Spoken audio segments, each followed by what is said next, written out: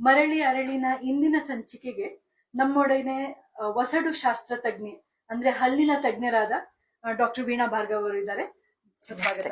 ನಮ್ಗೆ ಹಲ್ಲಿನ ಆರೋಗ್ಯದ ಬಗ್ಗೆ ಸ್ವಲ್ಪ ತಿಳಿಸ್ಕೊಡಕ್ಕೆ ಅವರು ಇಲ್ಲಿದ್ದಾರೆ. ಹಲ್ಲಿನ ಅಥವಾ ಬಾಯಿಯ ಆರೋಗ್ಯ ಹಿರಿಯ ನಾಗರಿಕರಿಗೆ ಯಾವ ರೀತಿಲಿ ಇಂಪಾರ್ಟೆಂಟ್ ಆಗುತ್ತೆ?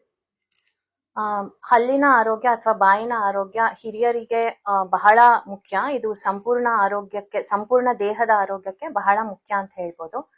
ಇವಾಗ ಒಬ್ಬ ವ್ಯಕ್ತಿಯ ಗುಣಮಟ್ಟ ಅಂದ್ರೆ ಕ್ವಾಲಿಟಿ ಆಫ್ ಲೈಫ್ ಅಂತ ಅಂದ್ಕೊಂಡ್ರೆ ಬಾಯಿಯ ಆರೋಗ್ಯ ಬಹಳ ಮುಖ್ಯ ಪಾತ್ರ ವಹಿಸುತ್ತೆ.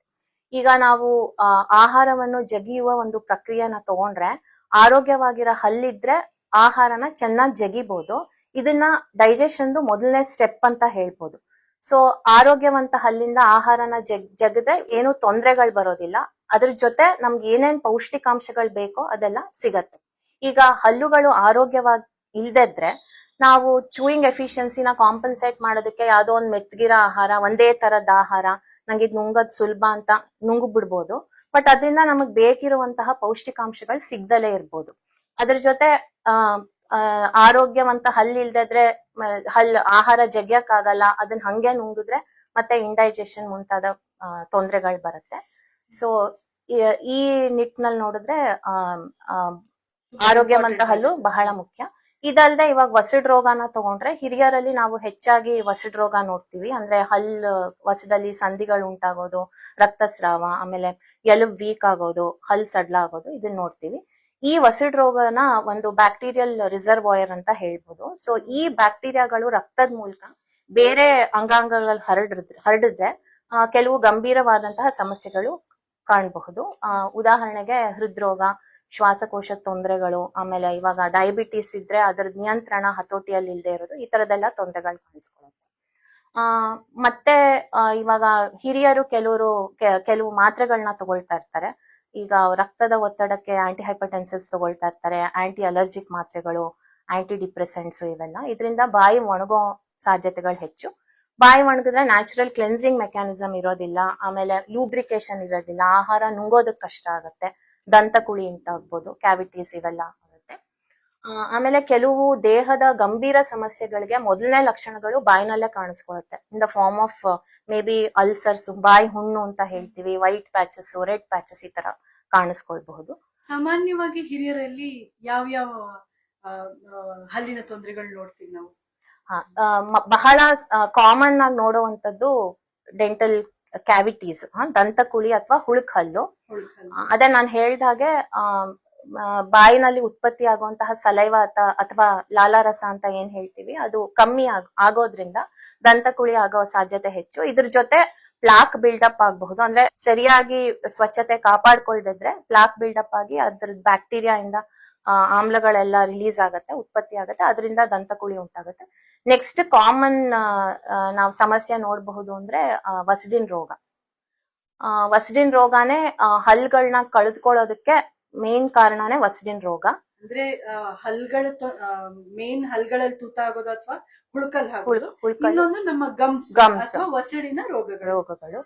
ಇದಲ್ದೆ ಟೂತ್ ಸೆನ್ಸಿಟಿವಿಟಿ ಅನ್ನೋದು ಒಂದು ತುಂಬಾ ಕಾಮನ್ ಪ್ರಾಬ್ಲಮ್. ಅಂದ್ರೆ ಇವಾಗ ಹಲ್ಲಲ್ಲಿ ಮೇಲ್ಗಡೆ ಇರ್ತಕ್ಕಂತಹ ಎನಾಮಲ್ ಪದ್ರ ಇದು ಸ್ಲೋ ಅಂದ್ರೆ ವೇರ್ ಔಟ್ ಆಗಿ ಫುಲ್ ಕ್ಷೀಣ ಆಗಿ ಒಳಗಡೆ ಇರೋ ಡೆಂಟಿನ್ ಪದ್ರ ಎಕ್ಸ್ಪೋಸ್ ಆದ್ರೆ ಒಂದು ಬಿಸಿ ಪದಾರ್ಥ ಅಥವಾ ತಣ್ಣಗಿರೋ ಪದಾರ್ಥ ಅಥವಾ ಹುಳಿಯಾಗಿರೋದೇನಾದ್ರು ತಿಂದ್ರೆ ಹಲ್ಲೊಂಥರ ಜುಮ್ ಅನ್ನತ್ತೆ.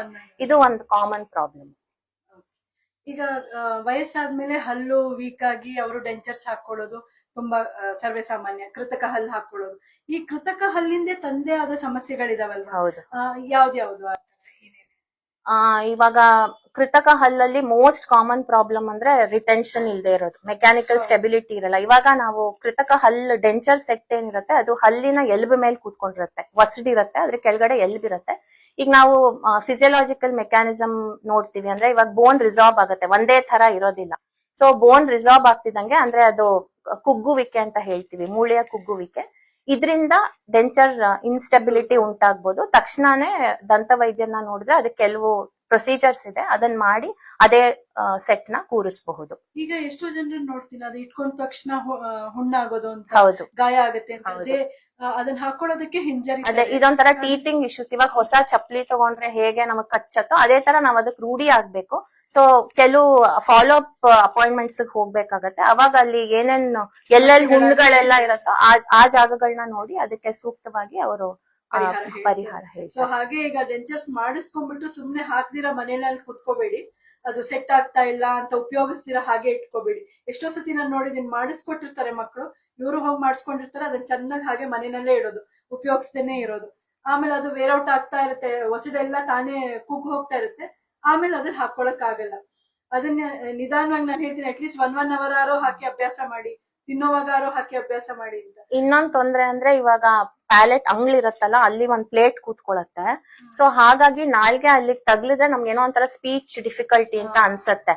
ಸೊ ಅದನ್ನು ಓವರ್ಕಮ್ ಮಾಡ್ಕೋಬೇಕು. ಹೌದು, ಅದು ಹೇಳ್ತಾರೆ ಮಾತಾಡಕ್ಕಾಗಲ್ಲ, ತೊದ್ಲುತ್ತೆ ಅಂತ. ಸೊ ನೈಸರ್ಗಿಕ ಹಲ್ಲು ಕಂಪೇರ್ ಮಾಡಿದ್ರೆ ಇದು ಅಷ್ಟು ಇದಿರಲ್ಲ, ಇರೋದಿಲ್ಲ.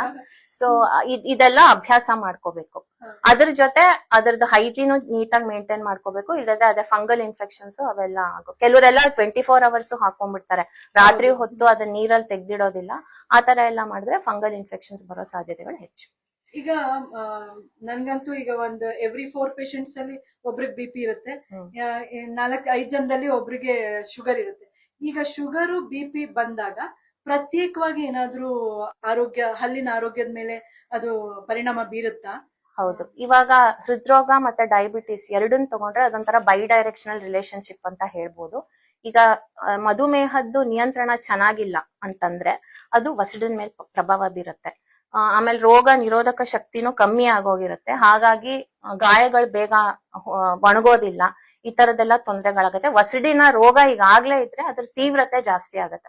ಅದೇ ತರ ಮಧುಮೇಹದ ಕಂಟ್ರೋಲ್ ಚೆನ್ನಾಗಿಲ್ಲ ಅಂದ್ರೆ ವಸಡು ರೋಗನು ಹೆಚ್ಚಾಗುತ್ತೆ. ಡಯಾಬಿಟಿಸ್ ನಲ್ಲಿ ಏನೆಲ್ಲ ಕಾಣ್ಬೋದು? ಎಷ್ಟೋ ಜನ ಬರ್ತಾರೆ, ನನ್ಗೆ ಬಾಯೆಲ್ಲ ಉರಿತಾ ಇದೆ, ಬಾಯಿ ಹುಣ್ಣು, ಇಂಥವುಗಳೆಲ್ಲ ಜಾಸ್ತಿ ಇರುತ್ತೆ. ಜೊಲ್ಲಿನ ಉತ್ಪತ್ತಿನೂ ಎಷ್ಟು ಕಮ್ಮಿ ಇರುತ್ತೆ. ನೋಡಿದೆ. ಅದು ಬರೀ ಶುಗರ್ ಇಂದನ ಅಥವಾ ಶುಗರ್ಗೆ ತಗೊಳ್ಳಂತ ಮಾತ್ರೆಗಳಿಂದನೂ ಆಗ್ಬೋದಾ? ಮೇನ್ಲಿ ಅದು ಶುಗರ್ ಕಂಟ್ರೋಲ್ ಇಲ್ದಿದ್ರೆ ಆಗುವಂತಹ ತೊಂದರೆಗಳಿವೆಲ್ಲ. ಅದೇ ತರ ಹೃದಯ ರೋಗನ ತಗೊಂಡ್ರೆ ಒಂದು ಸಿಸ್ಟಮಿಕ್ ಇನ್ಫ್ಲಮೇಷನ್ ಇರುತ್ತೆ ಬಾಡಿನಲ್ಲಿ. ಅಂದ್ರೆ ಇವಾಗ ಉರಿಯೂತದ ಸೂಚಿಗಳು ಅಂತ ಹೇಳ್ತೀವಿ, ಇನ್ಫ್ಲಮೇಟರಿ ಮಾರ್ಕರ್ಸ್ ಅಂತ ನೀವು ಎಲ್ಲಾರು ಕೇಳಿರ್ಬೋದು. ಕೋವಿಡ್ ಟೈಮಲ್ಲಿ CRP, C reactive protein, cytokines, so ಇವೆಲ್ಲ ಉತ್ಪತ್ತಿ ಆಗ್ತಿರತ್ತೆ. ಸೊ ಇದು ರಕ್ತದ ಮೂಲಕ ವಸಡ್ಗೂ ಹರಡಿ, ಇವಾಗ ಆಗ್ಲೇ ವಸಡ್ ರೋಗ ಇದ್ರೆ ಅದ್ರ ತೀವ್ರತೆ ಜಾಸ್ತಿ ಆಗತ್ತೆ ಅಥವಾ ವಸಡ್ ರೋಗ ಉಂಟಾಗಬಹುದು. ಅದೇ ರೀತಿ ವಸಡ್ ಕಾಯಿಲೆ ಇದ್ರೆ ಅದರಿಂದ ಕೆಲವು ಕೆಮಿಕಲ್ಸ್ ಈ ರಕ್ತನಾಳಗಳಲ್ಲಿ ಒಳಗಡೆ ಪದ್ರ ಇರತ್ತಲ್ಲ ಅದನ್ನ ನಾಶ ಮಾಡಿ ಅಥಿರೋಸ್ಕ್ಲಿರೋಸಿಸ್ ಅನ್ನೋ ಒಂದು ಸಮಸ್ಯೆಯಿಂದ ಹೃದಯ ರೋಗಕ್ಕೆ ರಿಸ್ಕ್ ಜಾಸ್ತಿ ಆಗಬಹುದು. ಅದ್ರ ಜೊತೆ ನಾನು ಆಗ್ಲೇ ಹೇಳ್ದೆ ವಸಡ್ ರೋಗ ಬ್ಯಾಕ್ಟೀರಿಯಲ್ ರಿಸರ್ವಾಯರ್ ಅಂತ. ಸೊ ಅಲ್ಲಿಂದ ಈ ಉತ್ಪತ್ತಿ ಆಗೋ ಕೆಮಿಕಲ್ಸ್ ಇಂದ ಇದು ಇನ್ಫೆಕ್ಟಿವ್ ಎಂಡೋಕಾರ್ಡೈಟಿಸ್ ಅನ್ನೋ ಒಂದು ಕಂಡೀಷನ್ ಕಾಣಿಸ್ಕೊಳುತ್ತೆ. ಸೊ ಏನೇ ದಂತ ಚಿಕಿತ್ಸೆ ಮಾಡೋದಕ್ ಮುಂಚೆ ಈ ಪ್ರಾಸ್ಥೆಟಿಕ್ ವ್ಯಾಲ್ವ್ಸ್ ಎಲ್ಲ ಇರೋ ಪೇಷಂಟ್ಸ್ಗೆ ನಾವು ಒಂದು ಆಂಟಿಬಯೋಟಿಕ್ ಪ್ರೊಫೈಲಾಕ್ಸಿಸ್ ಕೊಟ್ಬಿಟ್ಟು ಶುರು ಮಾಡ್ತೀವಿ. ಅಂತೂ ಬಾಯಿ ನಮ್ಮ ದೇಹದ ದ್ವಾರ, ಏನೇ ಎಂಟ್ರಿ ಆದ್ರೂ ಅಲ್ಲಿ ಎಲ್ಲಾ ಕಡೆ ಹರಡ್ಕೊಂಡು ಹೋಗ್ಬೋದು. ಈಗ ತಂಬಾಕು ಸೇವನೆ ಮತ್ತೆ ಸಿಗರೇಟ್ ಸ್ಮೋಕಿಂಗ್ ಎಲ್ಲ ಮಾಡ್ತಾರಲ್ಲ, ಅದರಿಂದ ಹಲ್ಲಿನ ಆರೋಗ್ಯಕ್ಕೆ ಏನ್ ಹಾನಿ ಆಗುತ್ತೆ? ತಂಬಾಕು ನಮ್ಗೆಲ್ಲರಿಗೂ ಗೊತ್ತಿರೋಂಗೆ ಅದರಲ್ಲಿ ಒಂದು ಪವರ್ಫುಲ್ ಆಲ್ಕಲಾಯ್ಡ್ ಇರುತ್ತೆ, ನಿಕೋಟಿನ್ ಅಂತ. ಸೊ ಇದು ನಿಕೋಟಿನ್ ಹಲ್ಗಳನ್ನೆಲ್ಲ ಕೋಟ್ ಮಾಡಿ ಹಲ್ಗಳನ್ನ ಒಂದು ಹಳದಿ ಅಥವಾ ಕಂದು ಬಣ್ಣಕ್ಕೆ ತಿರುಗಿಸತ್ತೆ.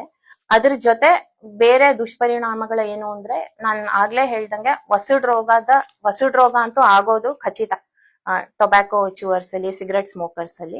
ಸೊ ಇದ್ರ ತೀವ್ರತೆ ಸಿಕ್ಕಾಪಟ್ಟೆ ಜಾಸ್ತಿ ಇರುತ್ತೆ. ನಮ್ಗೆ ಹಲ್ಲು ಯಾವಾಗ ಸಡ್ಲ ಆಗತ್ತೆ ಅಂತಾನೆ ಗೊತ್ತಾಗೋದಿಲ್ಲ, ತಾನೇ ಉದ್ರೋಗ ಚಾನ್ಸಸ್ ಇರುತ್ತೆ. ಅದ್ರ ಜೊತೆ ಎಲ್ಬ್ಗೆ ಬೇಕಿರೋ ರಕ್ತ ಸಂಚಾರನೂ ಇರೋದಿಲ್ಲ. ಹಾಗಾಗಿ ನಾವ್ ಏನೇ ಚಿಕಿತ್ಸೆ ಕೊಟ್ಟು, ಸರ್ಜಿಕಲ್ ಟ್ರೀಟ್ಮೆಂಟ್, ನಾನ್ ಸರ್ಜಿಕಲ್ ಟ್ರೀಟ್ಮೆಂಟ್, ಒಂದ್ ಸಿಂಪಲ್ ಸ್ಕೇಲಿಂಗ್ ಮಾಡಿದ್ರು ಅದ್ ಬೇಗ ಗುಣ ಆಗೋದಿಲ್ಲ ಈ ತರದ ತೊಂದ್ರೆ. ಆಮೇಲೆ ಅದೇ ಕ್ಯಾನ್ಸರ್ಗಳು ಎಲ್ಲಾರ್ಗೂ ಗೊತ್ತಿರೋಂಗೆ ಬಾಯಿನ ಕ್ಯಾನ್ಸರು, ಗಂಟ್ಲು, ತುಟಿ, ನಾಲ್ಗೆ, ಯಾವುದೇ ಭಾಗದ ಕ್ಯಾನ್ಸರ್ ತಗೊಂಡ್ರು ಅದಕ್ಕೆ ತಂಬಾಕೇ ಕಾರಣ. We are giving it as a number 1 risk. ಅದೆಲ್ಲ ನೀವು ಚಿತ್ರಗಳನ್ನ ನೋಡ್ಕೊಂಡು ಕೂಡ ಪಟ್ಟಣಗಳಲ್ಲಿ ಅದನ್ನ ಸೇವನೆ ಮಾಡ್ತೀರಾ. ಅದಲ್ಲದೆ ಇನ್ನೇನೇನ್ ತೊಂದರೆ ಆಗುತ್ತೆ ಅಂತ ಈಗ ಮೇಡಮ್ ಹೇಳ್ಕೊಟ್ರು. ಈಗ ನಾವು ಕೆಲವು ಶುಗರ್ಗಾಗ್ಲಿ ಬಿಪಿಗಾಗ್ಲಿ ಕೆಲವು ಮಾತ್ರೆಗಳು ತಗೋತೀವಿ, ಅದರಿಂದ ಏನಾದ್ರೂ ಪರಿಣಾಮಗಳು ಆಗುವಂತದ್ದು ಇದೆಯಾ? ಅದೇ ಇವಾಗ ಸಾಮಾನ್ಯವಾಗಿ ನಾನು ಆಗ್ಲೇ ಹೇಳ್ದಂಗೆ ಝೀರೋಸ್ಟೋಮಿಯಾ ಅನ್ನೋ ಒಂದು ಕಂಡೀಷನ್, ಅದ್ರಲ್ಲಿ ಸಲೈವ ಉತ್ಪತ್ತಿ ಆಗಲ್ಲ, ಬಾಯಿ ಒಣಗತ್ತೆ. ಸೊ ಅದಕ್ಕೆ ನಾವು ನೀರ್ನ ಒಂದೇ ಸಲ ಕುಡಿದು ಬಿಡಬಾರ್ದು, ಅವಾಗ ಸಿಪ್ ಮಾಡ್ತಾ ಇರ್ಬೇಕು. ಆಮೇಲೆ ಕೆಲವು ಲೊಸೆಂಜನ್ ಸಿಗತ್ತೆ ಝೈಲಿಟಾಲ್ ಇರೋದು, ಶುಗರ್ ಇಲ್ಲದೆ ಇರೋದು, ಅದನ್ನ ಸೇವಿಸೋದ್ರಿಂದ ಸಲೈವರಿ ಪ್ರೊಡಕ್ಷನ್ ಆಗುತ್ತೆ. ಅದ್ರ ಜೊತೆ ಕೆಲವು ಆಂಟಿ ಹೈಪರ್ಟೆನ್ಸಿವ್ಸ್ ಇಂದ ಅಥವಾ ಆಂಟಿ ಎಪಿಲೆಪ್ಟಿಕ್ ಡ್ರಗ್ಸ್ ಇಂದ ಇದು ವಸಿಡ್ಗಳು ಊದ್ಕೊಳ್ಳೋ ಸಾಧ್ಯತೆಗಳು ಹೆಚ್ಚು, ಅದರಿಂದಾನು ವಸಿಡ್ ರೋಗ ಬರುತ್ತೆ. ಆತರ ಬಂದಾಗ ನೀವು ನಿಮ್ ದಂತ ವೈದ್ಯರನ್ನ ನೋಡಿ ಅವ್ರು ಹೇಳಿದ ತಕ್ಷಣ ಆತರ ಏನಾದ್ರೂ ವಸಡಿನ ಊತ ಅಥವಾ ರಕ್ತಸ್ರಾವ ಆತರ ಇದ್ದಾಗ ಇದು ನೀವು ತಗೊಳ್ಳೋಂತ ಯಾವ್ದಾದ್ರು ಮಾತ್ರೆಯಿಂದ ಇರ್ಬೋದು ಅಂದ ತಕ್ಷಣ ನಿಮ್ಮ ಶುಗರ್ ಅಥವಾ ಬಿಪಿ ನೋಡುವಂತಹ ವೈದ್ಯರಲ್ಲಿ ಹೋಗ್ಬೇಕು, ಅವ್ರ ಹತ್ರ ಸಮಾಲೋಚನೆ ಮಾಡ್ಬೇಕು. ನೀವಾಗಿ ನಿಲ್ಸುವಂತದ್ದಲ್ಲ. ಖಂಡಿತ ನಾವ್ ಹೇಳಿದ ತಕ್ಷಣ ಅವ್ರ ನೆಕ್ಸ್ಟ್ ಸ್ಟೆಪ್ಗೆ ಹೊರಟಿರ್ತಾರೆ. ಇದ್ರ ಜೊತೆ ಈಗ ನಾವು ಪೋಸ್ಟ್ ಮೆನೋಪಾಸಲ್ ಏಜ್ ಗ್ರೂಪ್ ಅಲ್ಲಿ ಆಸ್ಟಿಯೋಪೊರೋಸಿಸ್ ನೋಡ್ತೀವಿ. ಸುಮಾರು ವರ್ಷದಿಂದ ಬಿಸ್ಫಾಸ್ಫೋನೇಟ್ಸ್ ಗ್ರೂಪ್ ಆಫ್ ಮಾತ್ರೆಗಳನ್ನ ತಗೊಳ್ತಿರ್ತಾರಲ್ಲ, ಅವರು ದಂತ ವೈದ್ಯರ ಹತ್ರ ತಪಾಸಣೆ ಮಾಡಿಸ್ಕೊಳ್ಳೋದು ತುಂಬಾ ಮುಖ್ಯ. ಯಾಕಂದ್ರೆ ಆಸ್ಟಿಯೋನೆಕ್ರೋಸಿಸ್ ಆಫ್ ದ ಜಾ ಬೋನ್ ಅಂತ ಒಂದು ಕಂಡೀಷನ್ ಇದೆ, ಅದು ಆಗೋ ಸಾಧ್ಯತೆ ಜಾಸ್ತಿ ಇರುತ್ತೆ. ಈಗ ಏನು ಹಲ್ಲಿನ ತೊಂದರೆ ಇಲ್ಲ, ಆದ್ರೆ ಹಿರಿಯರು ನಿಯಮಿತವಾಗಿ ಎಷ್ಟು ದಿನಕ್ಕೊಂದ್ಸತಿ ಹಲ್ಲಿನ ಡಾಕ್ಟರ್ ಹತ್ರ ಹೋಗ್ಬೇಕು? ಕನಿಷ್ಠ ಪಕ್ಷ ವರ್ಷಕ್ಕೆ ಎರಡು ಬಾರಿನಾದ್ರೂ ದಂತ ತಜ್ಞನ ಭೇಟಿ ಮಾಡ್ಬೇಕು. ನಾನು ಹೇಳ್ದಂಗೆ ಕೆಲವು ಗಂಭೀರ ಸಮಸ್ಯೆಗಳ ಮೊದಲನೇ ಲಕ್ಷಣಗಳು ನಮಗ್ ಕಾಣಿಸ್ಕೊಳ್ಳೋದು ಫಾರ್ ಎಕ್ಸಾಂಪಲ್ ಸಿಂಪಲ್ ಅಂದ್ರೆ ಇವಾಗ ಮಾಲ್ ನ್ಯೂಟ್ರಿಷನ್, ಅದು ಬಾಯಿನಲ್ಲಿ ಅಲ್ಸರ್ಸ್ ಮೂಲಕ ಕಾಣಿಸ್ಕೊಳತ್ತೆ. ಸೊ ಈ ತರ ಏನು ತೊಂದರೆ ಇಲ್ಲ ಅಂದ್ರೆ ವರ್ಷಕ್ಕೆ 2 ಸಲ ಹೋಗಿ ತಪಾಸಣೆ ಮಾಡ್ಕೊಳ್ಬೇಕು. ಅದ್ರ ಜೊತೆ ಚಿಕಿತ್ಸೆ ಈಗಾಗ್ಲೇ ಪಡ್ಕೊಂಡಿದ್ರೆ ಡೆಂಟಿಸ್ಟ್ ಯಾವಾಗ ಫಾಲೋ ಅಪ್ ಬರಕ್ ಹೇಳ್ತಾರೋ ಅವಾಗ ಹೋಗ್ಬೇಕು, ಕಡ್ಡಾಯವಾಗಿ ಹೋಗ್ಬೇಕು. ಒಂದ್ ನೋವಾಯ್ತು ಒಂದ್ ಮಾತ್ರೆ ನುಂಗ್ಬಿಡೋದು ಅಥವಾ ಯಾವ್ದೋ ಫಾರ್ಮಸಿಗೆ ಹೋಗ್ಬಿಟ್ಟು ಒಂದ್ ಜೆಲ್ ತಗೊಂಡ್ ಹಚ್ಕೊಂಡ್ಬಿಡೋದು, ಇದು ಬರೀ ಟೆಂಪರರಿ ರಿಲೀಫ್ ಅಷ್ಟೇ. ಇಮಿಡಿಯೇಟ್ ಆಗಿ ಹೋಗಿ ದಂತ ವೈದ್ಯರನ್ನ ನೋಡ್ಬೇಕು. ಅದು ಯಾವ್ದ್ರ ಲಕ್ಷಣ ಅಂತಾನು ಅವ್ರಿಗೆ ಗೊತ್ತಾಗದೆ ಒಳಗೆ ಇನ್ನೇನೋ ದೊಡ್ಡ ಸಮಸ್ಯೆಗೆ ಅದು ರೂವಾರಿ ಆಗ್ಬಾರ್ದು. ಇವತ್ತು ನಮ್ಗೆ ಚುಟ್ಕಾಗಿ ಹಲ್ಲಿನ ಆರೋಗ್ಯದ ಬಗ್ಗೆ ತಿಳಿಸ್ಕೊಟ್ಟ ಡಾಕ್ಟರ್ ವೀಣಾ ಅವ್ರಿಗೆ ಧನ್ಯವಾದಗಳು. ಮರಳಿ ಅರಳಿಯ ಈ ಸಂಚಿಕೆ ನಿಮ್ಗೆ ಉಪಯೋಗ ಆಯ್ತು ಅಂತ ತಿಳ್ಕೊತೀನಿ. ಮತ್ತೆ ಸಿಗೋಣ.